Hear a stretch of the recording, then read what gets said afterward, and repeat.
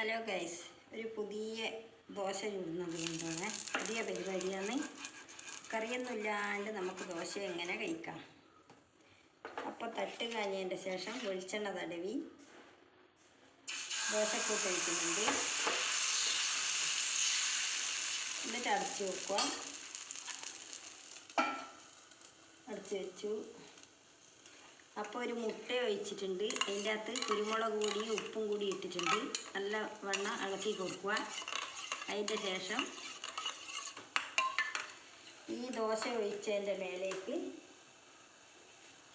ഈ മുട്ട കുറച്ച് ഒഴിച്ച് കൊടുക്കുക. പുതിയ കണ്ടുപിടുത്ത ഇതാ കുറേശ്ശെ ഒഴിച്ച് കൊടുക്കുക.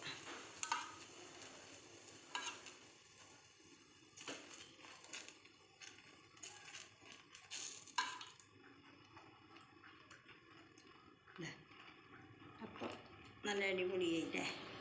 കറിയൊന്നും വേണ്ട, ഇത് ചൂടോടെ തന്നെ കഴിക്കാം. എന്നിട്ട് ദോശയൊന്നും മറിച്ചിടുക.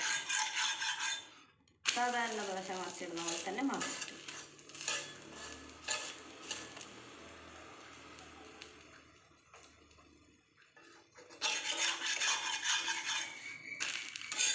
അടിപൊളി ദോശയില്ലേ. എടുത്തങ്ങോട്ട് വെക്കുക. അപ്പം അടുത്തൊന്നും കൂടി വയ്ക്കുക. അടുത്തൊരു ദോശയും കൂടി വയ്ക്കുന്നുണ്ട് ഗൈസ്. വീണ്ടും ദോശേൻ്റെ കൂട്ട് വയ്ക്കുന്നു. ഇതന്നെ പരിപാടി. വെച്ചു അടച്ചു വെക്കുന്നു.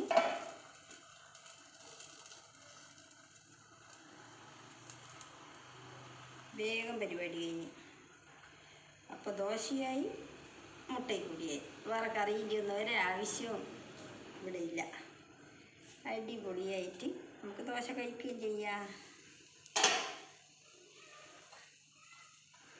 വെളിച്ചെണ്ണ തടയി കൊടുക്കുന്നുണ്ട്. അതിൻ്റെ മേലെ വീണ്ടും ഞാൻ ബാക്കിയുള്ള മുട്ടയും കൂടി ഒഴിച്ച് കൊടുക്കുന്നുണ്ട്. ഒരു മുട്ട ഞാൻ എടുത്തിന്. അതിനെക്കൊണ്ട് 4 ദോശക്ക് ഞാൻ വെച്ചിട്ടുണ്ട്. 4 ദോശയാക്കിയിട്ടുണ്ട്. ഇതിനെക്കൂട്ടി 4 ദോശേൻ്റെ മേലെ ഈ മുട്ട ആക്കിയിട്ടുണ്ട്. ഗ്യാസ് എന്നിട്ടൊന്ന് അടച്ച് വെക്കാം.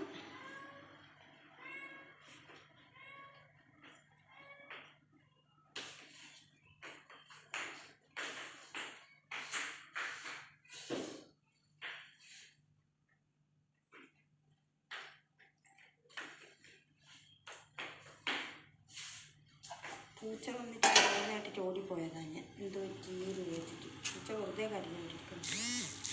പൂച്ചക്ക് എന്തോ